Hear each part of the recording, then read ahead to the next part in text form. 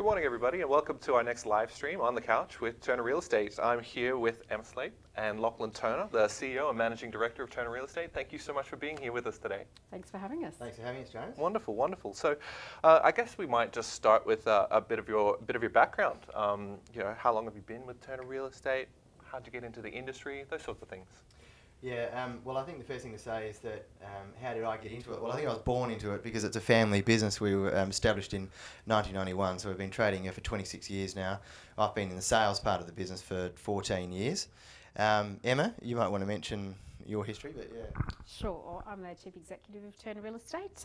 I joined after being at the Real Estate Institute for 10 years, and previous to that I was in politics. So, oh, fantastic. Yeah, quite a diverse background. Oh, that's wonderful, yeah. So I suppose with that, being at the Institute, you get a bit more of that top-down view of the industry and Absolutely. Sort of steering the direction things are going there. Can you sort of expand a bit more about that? Yeah, well, some of the things I loved doing at the Institute was being involved in policy development, working with industry leaders, seeing what works, really driving the industry, I guess, to always be better. And I guess that's something that we're really excited to be here at IRE, because you're always doing fun things and new things, and it's an opportunity to learn and grow. Oh, that's great. We're glad to have you. Thanks for coming in today. It's wonderful. It's wonderful. Thank you. So, what brought you into real estate? Shall I start with that one? Yeah, you can start. So I'm 41, but I started in real estate 14 years ago. But first of all, I was a financial advisor, and Dad in particular said one day, well, if you're doing that, you may as well come in sales and join the family business. So that's what I've done, and I just love it because it's a type of role in sales anyway, and certainly in property management, depending on how your pay is structured and those sorts of things, really the sky's the limit as to how much you can earn and build an asset. So I like the reward for effort, I suppose, and so here we are. And I still think, even though we've been trading for 26 years, we're a company with so much further to go, and we've just been doing a tour this morning of Andrew's offices here, and some of his goals are mind-blowing. Like, he wants to go global and all sorts of things, so it certainly opens your mind to where you can take your business. Yeah, it's fantastic. That's great. So what brings you guys to the IRE offices today? Well, I love that question, James, because it gives me an opportunity to mention a mental health initiative that a couple of people started here in Brisbane. So Nicole is one of the leaders of that, and the program's called Get Real, and the program is really gaining momentum. It's about giving people that have mental illness a great exercise plan to get their endorphins pumping and really keep them focused and stay on track, and they're measuring the success of that in some pilot programs, a couple of hospitals here in Brisbane, and the results are really phenomenal. So it's a great initiative, and I know that they're just hoping to see it grow and grow. So I was at Dennis Youssef's Inspired Growth Conference, and Andrew Reese kindly threw in the opportunity to come here, and we bid on it, and here we are today. So hopefully we've done something great for Get Real, and we'll learn some stuff along the way. Well, fantastic. Well, hopefully we can, with your time today, give a little bit back and sort of make that really worthwhile for you. Absolutely. Yeah, wonderful. That's fantastic. So you might have had a few ideas coming into this when you were travelling up here. When you thought about it, what did you hope to get out of your visit today? Wow, that's the first hours we were already having our heads spinning, don't we? Lots, because we've been with Andrew for that time, so there's lots of ideas going. But I suppose for us it's about seeing what an organisation like yours sees the future being. You're all been involved in real estate, now you're working as a partner to agencies like ours, and seeing the products and seeing how I guess we have to change and fight hard to survive and be a great agency is really insightful and inspirational too. That's great. Yeah, well, I think anyone in our situation, be it called a leadership or management perhaps, sort of in a more formal term, one of our key roles is to make sure that we're responsible for what is going to happen in the future and where we see it going, so we can make the decisions and we can lead our teams. So in Adelaide, there's some incredible things happening down there and some amazing agencies, and I think a great thing that we can keep on doing, which we will do, is just fly all around Australia and come and see the best businesses that we can and get those ideas and implement them in our own business in Adelaide. So that's a big part of the reason here, and Andrew Reese, I think, is leading the way in so many different ways, and he's such an amazing guy. So yes, as Em said, he is a whirlwind, and it's been a pretty full-on first hour, so see how the rest of the day goes. Oh, that's great. Glad we could add to that in the first little part of your day. Hopefully we can continue that on. But that sort of is great. You know, you talk about the future and wanting to go around and see what people are doing and pushing the envelope of what's possible next. So what do you see as the future of property management? Where do you see it, say, in the next, what do you think it'll look like in 5 years' time? Yeah, it's a really good question, James, and I think it's always changing. I've been at Turner Real Estate for 4 years, and I've got team members back at home in Adelaide that have been with the business for over 20 years. So when they started in property management, there was basically a pen and a phone and a desk. So things are changing so much in that technology space, and we certainly haven't seen that slow down at all. But the one thing that can never change is it's all about people. So we've got to have the best systems to make sure that our business continues to be one of the best and recognised as that. But I think it's about how we do things smarter without losing that personal touch. Fantastic. I think I'll just add to that a little bit and say that I think where it's going now is efficiencies. Everyone is looking for efficiency, and I think it's the technology that is allowing us to do that. And that's why I think Andrew's business is really at the forefront of being able to help a lot of agencies. And I still think there's people out there that probably think, oh, well, look, you know, we don't need, you know, these apps yet, or we don't need the types of things that Andrew's doing, but they're genuinely good and they do make your business better. And I think it's about finding out what's right for you and integrating it. So I think it's efficiency is probably the key, and the ability to reduce overheads is probably where a lot of the technology is going to take us all, which obviously for some people, if they're more focused on profit perhaps, that'll be very helpful. Certainly. There's a lot of areas and a variety of different industries where this can assist people in doing that and find those efficiencies and find those ways that they can improve their business and increase the way that they interact with the people they're dealing with on a day-to-day basis. Yeah, it's not exclusive to real estate, absolutely. Yeah, most certainly. That's wonderful. Alrighty.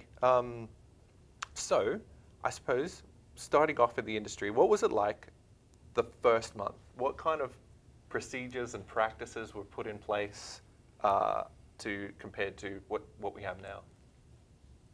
What is this in the property management area, James? Either. Yeah. Property management. Maybe Emma can answer that, because being an older business, being in business, you know, for 26 years and having a CEO, just before Em came along, Em's made some huge changes in the last 4 years, so maybe you can elaborate from what it was from then to now. Yeah, I guess because of the size of our business, it was really important to go back to the start and say, you know, are we doing things consistently? Do we have a recipe that we know works? And that's been a lot of teamwork to get it to that level. So probably about three years ago, we finalised our new policies and procedures, and you know, we trained on it, and you know, there's lots of boring training there as well. But it's so important that we go, okay, what are we doing at this point in time? Who's involved? What more support do we need? How do we work together? And I guess that really brings together the team as well. So whilst policies and procedures and all that sort of thing are quite boring, and I'm probably the worst at following them, my team members would probably say, but I suppose it is a really, really important foundation for a larger business to have. And I guess that we've seen, well, we've been going through that process. Things like Inspect Real Estate and other programs have come in, and they are based on that as well, because it is that recipe for success, consistency, and really protecting your brand and how we manage property as well. So I think that is a key difference probably in the last 5 to 10 years as an industry, is really recognising that's not negotiable. People need to know what's happening next. And you as a client, of course, would feel the same. You want to know what's happening next. You want to know, yeah, and consistently. So between the team, that's how we do it at Turner Real Estate. Great. Would have been a massive undertaking to go through those and figure out those things, yes. what worked and what didn't, and then being able to document that. And I know it's comforting when you know what the next step is. You know, either as a client or as the person in the business, so you know what was next. So that's very comforting. That's right. And obviously, there's always a few key team members that spent late nights doing that, and they know who they are, and they you know, are also custodians of making sure that those policies and procedures are followed as well. Of course, there's always things that fall out, but we've got to come back to, all right, what are we doing and why? And if it's not working, how do we change it? That's what we always say. If something's not working, let's change it. Fantastic. That's great. All good? Yeah, certainly. So, do you have 3 tips on growing your rent roll that you're currently using? Yeah, I might add a few of those, basically from a sales background. So we've currently got a sales team of 11 people, and we've got BDMs. We've got 1 full-time and 1 half-time, and the half-time BDM manages a smaller portfolio. But essentially, the greatest lead source to both those BDMs really is the sales team. So we incentivise the guys, we give them first week's rent, and of course they get to sell those properties back if the landlords decide to do that. So it's really a holding tank for the sales team. And so we find that the guys absolutely love that. And, the BDMs are great at making the conversion of the lead as well, because they're highly skilled. They've done a lot of coaching with Dennis. And so when that lead goes across, it's a high chance it's going to be converted. And the guys get the upfront week's rent, but also it just sits there for a future date. So being in the business myself for 14 years, I've got probably over 100 properties that are potentially sitting there one day that just are going to fall off the tree and I'll be able to sell, which is just a wonderful lead source. So I think an agency, setting yourself up to be able to offer that to your salespeople is very, very attractive. So they feed each other, of course. So that would probably be the number one lead source for our property management BDMs. And I suppose internally, the property managers getting referrals from their current network and people buying additional properties, and that's something the BDMs focus on, is trying to find out who of our investors want to keep investing and encouraging that growth as well. And that's a really easy conversion as well. If people know and trust you, got the relationship, Definitely. Sign me up. Definitely. Are you finding that if you set that expectation at the beginning on the sales side of things, that it makes that conversion easier as it comes through? As far as, this is what you can expect, this is who's going to be in contact, and moving those through that pipeline, becoming a new management? Yeah, well, we certainly make sure that the guys in the sales team know the process. So they might do an open on the weekend. It's quite popular, and 30 people will come through a property. We do our phone backs the next day, and we just ask those questions: are you an investor or a homeowner? And if you're an investor, we'll shoot it through our CRM. We use Rex, and then the BDM will just make the call, and then use all their skills to make the conversion. So the team are well aware of that, and it's a great way for the two businesses to feed each other. That's great. Thank you. So you probably have a few staff that have been, with the business for quite a while now. Do you have any structures and processes in place to reward those long-term staff members? Absolutely. I mean, with property management, the people that manage the larger portfolios obviously get the productivity component of that, and also new business is rewarded as well. So we think that's a really important thing, to reward people for bringing in new business, and something they're proud of as well. I think it's not just about money. Of course, the incentive should be there, but I think it means a lot when someone says, hey, you're doing a great job, can you manage something for my son, or can you manage something for my girlfriend, or something like that. And I think that's a really good confidence booster for the PMs as well. It's often a thankless job. There's not a lot of calls saying, hey, thanks for doing a great job, but when you get a referral, that's probably, worth at least 20 of those my hot water system broken calls. Nice, that's good. All right, so you said you did a revamp of all of your sort of procedures and things like that recently. What would you say is your best checklist of procedure, the one that you fall back on time and time again? Well, I don't know if it's the best, but probably the one that goes back and forth and back and forth and back and forth within the team is the new business checklist. So the BDMs sort of own that checklist, and they start it off, and then the PM will come and say, you didn't tell me this, and so we'll go through and update it, and everyone will get the updated checklist on that. And I think probably Mike and Deborah, if they're watching this, are probably laughing, and some of the PMs are going, well, they still don't tell us enough about this, that and the other. But one thing that we are evolving in that BDM checklist is learning a lot more about what the client wants. So what time do you want me to call you, James? Do you prefer email? Are you a teacher, so you can't take calls during school hours? All those types of things, and getting that communication line set up. So that's sort of something we're working through in the checklist at the moment, because that's our best chance to make the best impression and make these people clients for life. That's a great point. I know if I was getting contacted at the right times that I knew were convenient, I would feel a lot more comfortable going, oh yeah, that is right. We did speak about this and you did remember. That's wonderful, and sort of going to build that confidence. That's right. So we're not paying phone tag all the time, or as little as possible. So I don't know if we've got the answers right there yet, but it's certainly something we want to focus on and just make it easier for everyone in the team. So you know what to expect and we know when to call you. That's great. Yeah, one of the processes in sales was, because we use Rex as a CRM, we use tracks. So for each stage of the process that you're dealing with a client, so if they ring in and it's just you're setting up the appraisal appointment, we've got a track of activities around that, all the way through to when the property's settled and past that point as well. So the whole team follows those. We've got 9 in total, and we've got sales administration as well, and they work in with those activity tracks too. So, and the whole office uses the sales team anyway, use exactly the same thing. But we might touch on this a little bit later with one of the questions, but we're moving towards doing that sort of on a digital framework to probably very early next year, where you'll just be able to log in, a bit like a intranet really, and then you'll have all the resources online, and that'll be for training. There'll be videos on how to do all the processes, which again is able to create efficiency, ease of outsourcing for one or two things you might want to do there. So we find that's sort of back to that question of where things are going as well. And so you get that at-a-glance information as well. When you're looking at that, you know exactly where everything's up to and exactly what touch points have been had. So it's really good for everybody to see that. That's fantastic. Sort of transparent, framework of, you look at someone, you can say, Lockie's been talking to them about that, Michael's been in touch about this. That's great. So, look, how do you handle the ups and downs of specifically the property management side of things? Emma?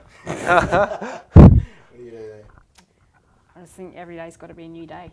I think there's lots of good things that do happen. I guess being a large team, we've got the ability to hang up the phone and have a quick vent, and probably makes you feel a lot better sometimes. So, but yeah, I suppose it's part of the gig, and it can either really eat you or you can thrive on it, and it can challenge you to be better. And again, it's if you can see that something's broken from what we're doing, is it an opportunity? Yeah, I think you have to be made for it. I think it is a high energy industry. You genuinely need to eat well, and you need to sleep, and you need to come to work, and you've got to be ready to roll, and because you're going to get stuff thrown at you. So it's just that type of role, and there's certain people that can't do it, can't hack the pace, or don't want to, or don't have the passion. So you've got to ask yourself why you do this, I think, and it is people, and it's high energy. So I think that's how you deal with it. You just have to wake up each morning, roll out of bed, and your mind's got to be switched the right way. If it isn't, I don't want to do this, it's not going to be great. But if you think this is part of it, it'll be fine. So it is a mental game, definitely. Got to have that mental strength to sort of keep going, pick but yourself you've up got the if you have some opportunity to help people downsides. too. So at the end of the day, there's lots of challenges, but there's lots of people that you've actually made a positive difference to, and maybe they were hard getting them in the property, but they're actually pretty happy when they're in there, and perhaps they don't always say thanks, but just imagine they're happy. That's good. No, that's excellent. So if an owner was to ring up and say, hey, we're thinking of using Turner Real Estate, what would you say to them? Why should they choose you? You're a salesperson, Emma's looking at me because I'm meant to be in sales and know the answer to these things. But look, I say we only just did our value statement a couple of months ago, and we're over Christmas. In fact, Andrew's just given us another copy of the Elon Musk book, and his why is probably quite easy for him.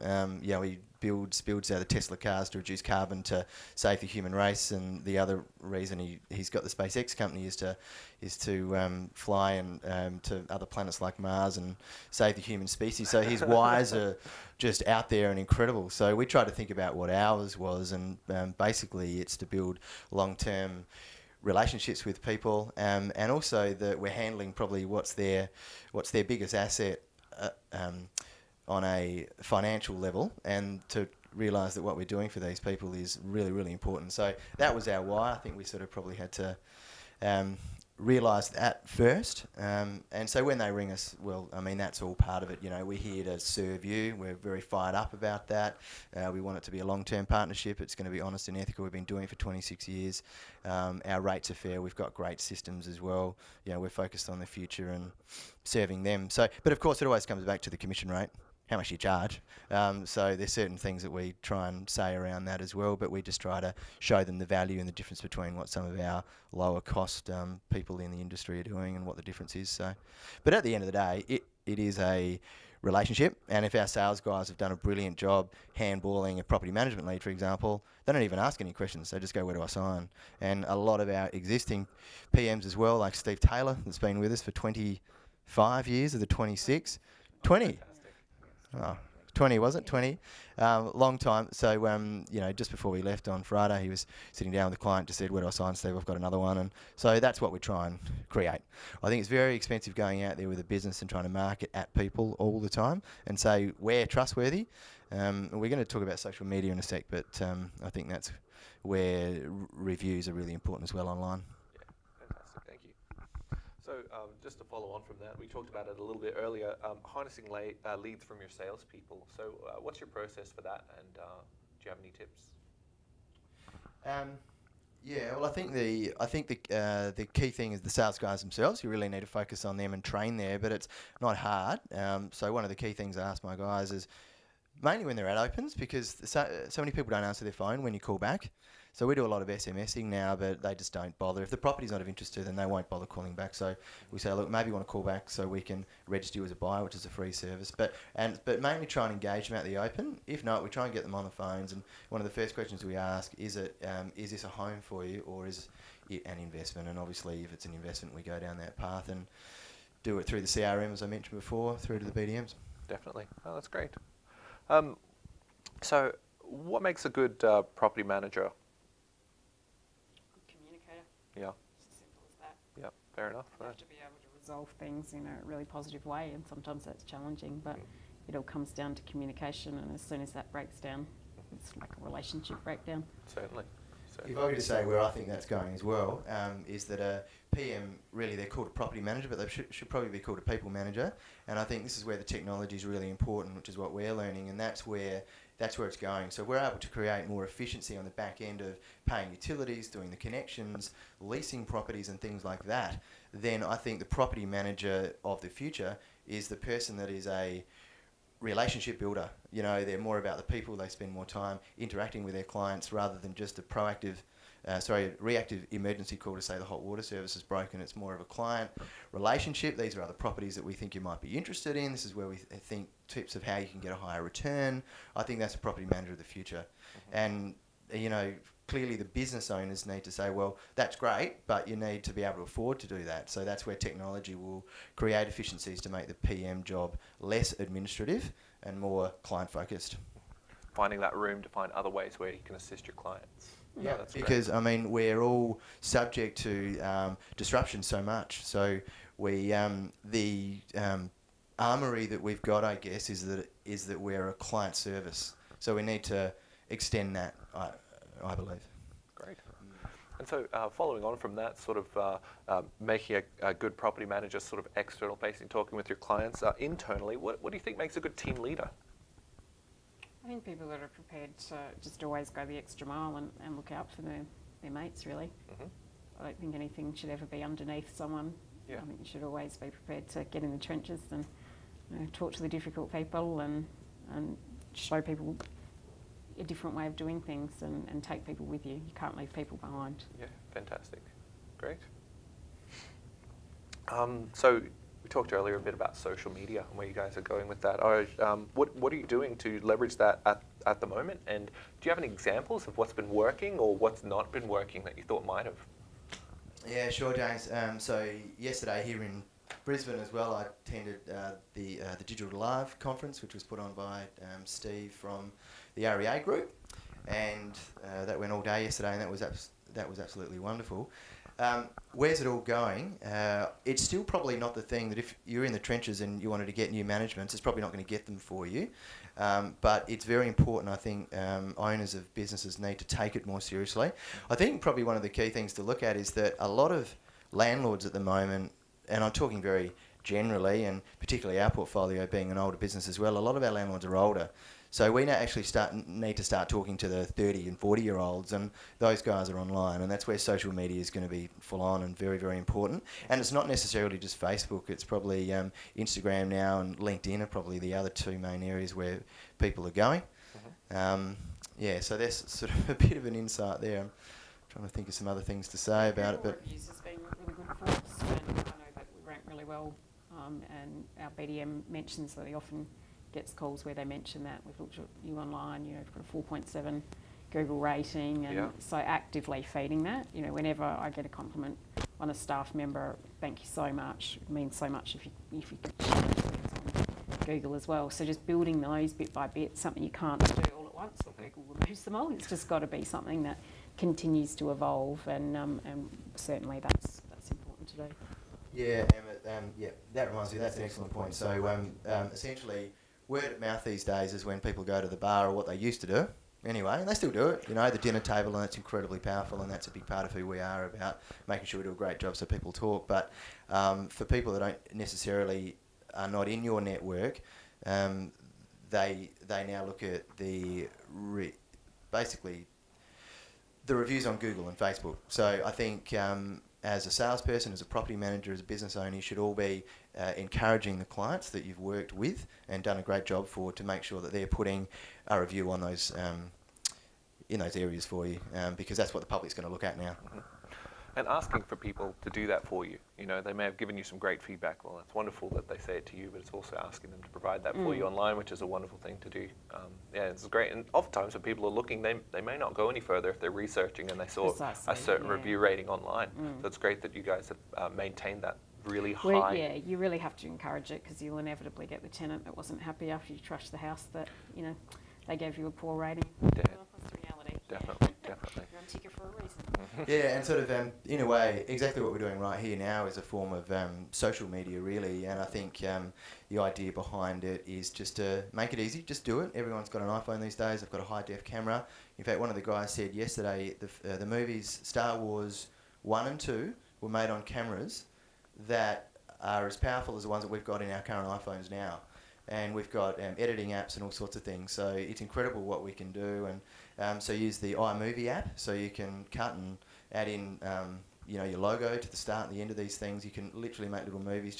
It's just so easy. Yeah. And to inform your market. So, you know, for example, I've got 3 auctions next Saturday, and one of the things I'm going to do at them afterwards or before, I haven't worked it out yet, I'm just going to do a quick little video. And I'm expecting to sell them all and have some leftover buyers. And I'm going to say, hey guys, do you want to give me a call and make sure you're a buyer so that we can put you on the list and let you know about the next property, you know, before it comes up. You know, those sorts of things. I think it's giving value to people and putting that content online and building up a following that way. That's great. So for people that may not be doing that at this stage, how long would that take you to do up a video like that?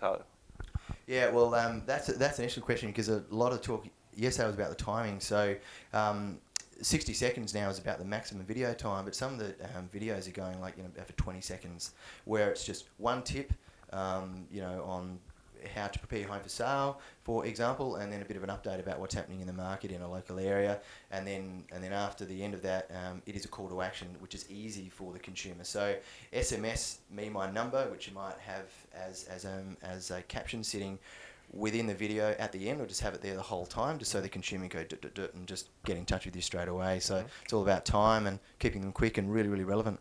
Check on next Monday, so you've done that lots. Yeah, no, well, I've already been active since yesterday. I've just put a post here of us sitting here in the studio in Andrew's office. So it's about, it's about that. It's about having some content and getting a following, and it's all part of it. Great. You talked a little bit earlier about conferences that you'd gone to, the Digital Live conference.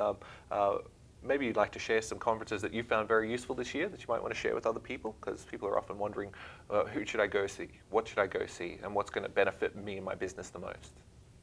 Well, I went to Dennis Yusuf's Inspired Growth back in July, which is how we ended up here. Yeah, right. And that was a great conference. That's obviously just property management related, but, you know, highly relevant, good group of people, sharing ideas, you know, getting inspiration, hearing what doesn't work sometimes, I think is really valuable. And it's a conference that's happy to sort of share failure and on the journey to success, which I think is good.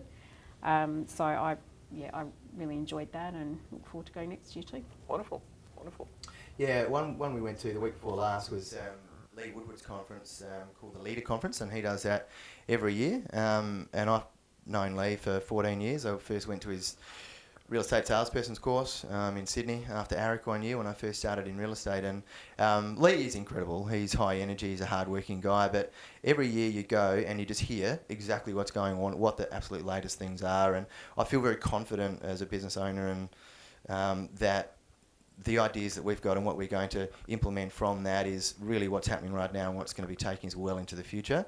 And I think one of the benefits of those sorts of things is that you get to meet people like Andrew Reese, Joel Davis as well, who owns Image Real Estate here in Brisbane as well. So we met with him last night and had a bit of dinner.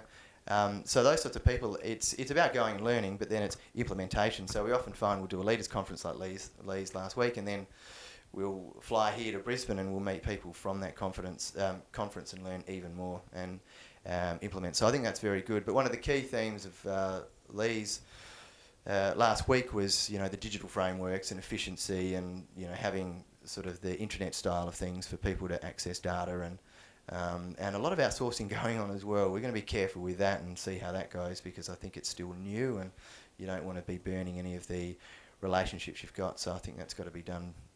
But if you do it, you've got to be very, very careful with it. Yep. Great, wonderful.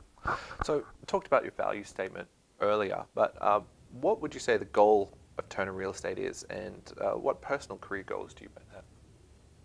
Can you start with that, Lux? You want to start with me? Look, I think we're still moving and flowing with it. I think we want to have a business that is profitable, of course, but where everyone enjoys where they work. That it's the sort of environment that is sustainable. But those are probably the key things at the moment. I think we're sort of managing around the 2,000 properties at the moment. Do we want to get to 3? Well, I think we've got to look at what that pain that might be, and then, you know, the cost-benefit ratio to that.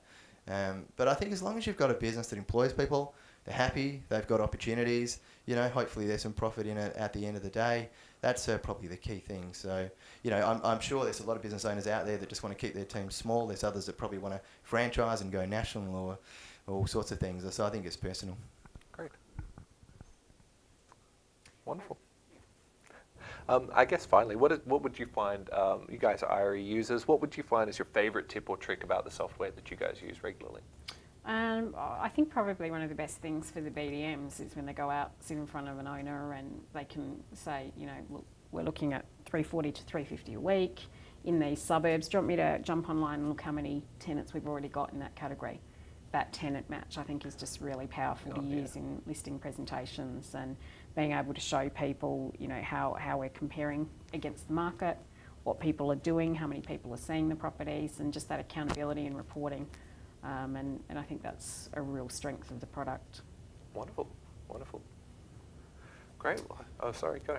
I wouldn't use it as much as Em and the team in PM, so I think Em's probably answered that the best. But I'd say as a business owner, yeah, definitely, it's pretty awesome. Like, it's a tool to list with, but also it's great for tenants to save money as well, because if they're a little bit above market in what they're wanting to achieve per week, one of the benefit of the Inspect Real Estate app is, you know, if you don't have any applications halfway through the week, you know, and it's on Wednesday and no one's applied and the open's meant to be on Saturday, you pretty much probably there's a good gauge there that you're above market, so you can adjust it, and then it's incredible. Like, it's just like the tap turns on, you know, just go down sort of $10 a week, and then all of a sudden you've got 5 applications. So that reduces the vacancy time, which obviously saves our clients a lot of money. So I think that's an incredible part of it.